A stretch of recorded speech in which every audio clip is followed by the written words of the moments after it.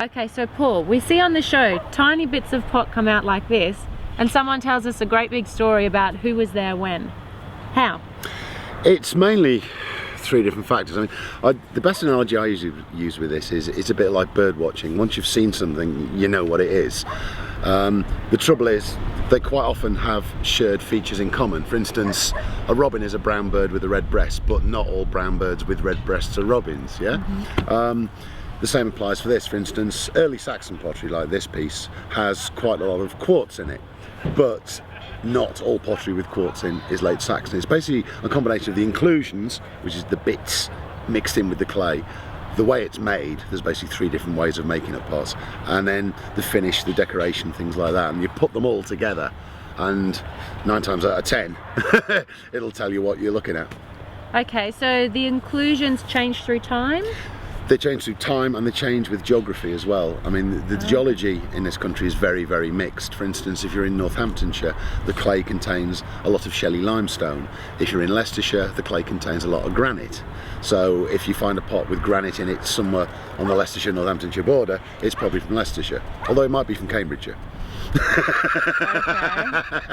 Okay. And now, in terms of the actual pot, what difference would the inclusions make to the strength of the pot?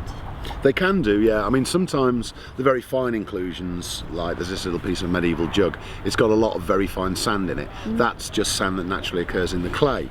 You look at this piece of early Saxon, it's got big chunks of crushed rock in it. Now that's been added deliberately by the potter. It makes the clay stiffer and easier to work, and it can improve the refractory qualities of the clay. When you put it on the fire, the pot won't crack necessarily. So it can be functional, or sometimes it's just stuff that naturally occurs in the clay. Okay, and now you mentioned 3 different ways of making a pot? Yes, there's basically hand building, which is, I mean, obviously you use your hands to make the pots anyway, but you basically start with a lump of clay and you pinch a pot out of it like you do at school, or you get coils, sausages of clay, build them up, smooth it all down.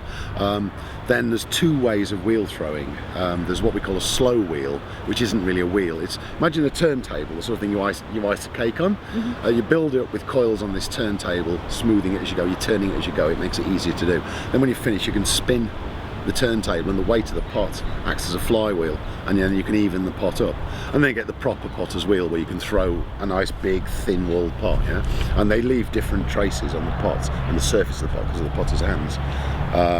For instance, this piece of German stoneware is very obviously wheel thrown. You can see the finger grooves on it where the potter's been had his hands on the pot, or her actually, because we've got woodcut of German potters, and there's at least one woman making this stuff in their own. They're fine fingers. Yeah, yeah. So you can see that very clearly with the throwing grooves, as we call them. This one is wheel turned, so slow wheel. It's still fairly even. It's still got the horizontal marks, but if you look at the inside, it's not as crisp and sharp as this. It's not been rotated at anywhere near as high a speed. And then finally you get this bit of Saxon, which is hand built. You see the surface is quite uneven, there's no obvious throwing rings or anything like that, so you know that gives you the clue as to how it was manufactured. And what sort of timeline are we looking for the different methods? It varies. I mean, we started this in the Roman period.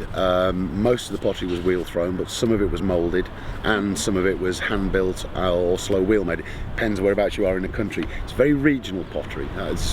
In different periods, such as the medieval period particularly, it's incredibly regional. The pottery in, say, Leicestershire is completely different to the pottery in Somerset, yeah? We go into the early Saxon period, it goes back to hand building, no other method used. We get to the Middle Saxon period, it's hand building with a little bit of wheel turning. We get to the early medieval period, the late Saxon period, that's nearly all wheel thrown, but there's some hand building.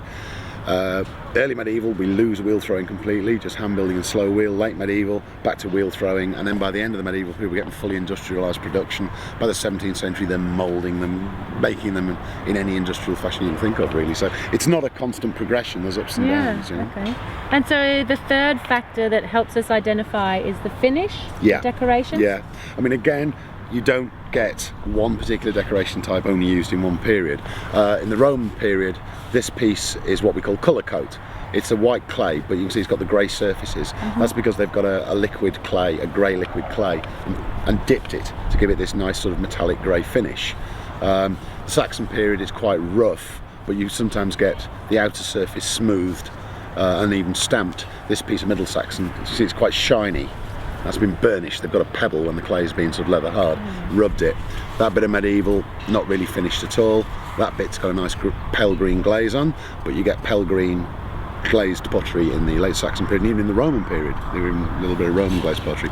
By the late medieval period, you're getting salt glazing, which is giving you this nice greyish colour, but it's also got an iron wash in it. But you're also getting, these two are actually contemporary. One's got a very dark brown, manganese-rich glaze. That's a salt glaze.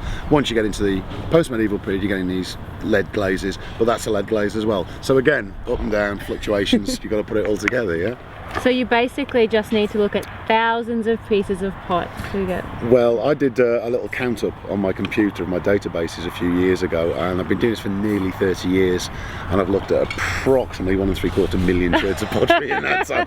The first million sherds are the worst. Once you've seen the first million, you're kind of starting to get a hang of it. Really? Yeah. That's inspiring. I'm sure that's got everyone very keen at home. So our big 3 things to look for are inclusions, the method of manufacture, and the finish and decoration. The 3.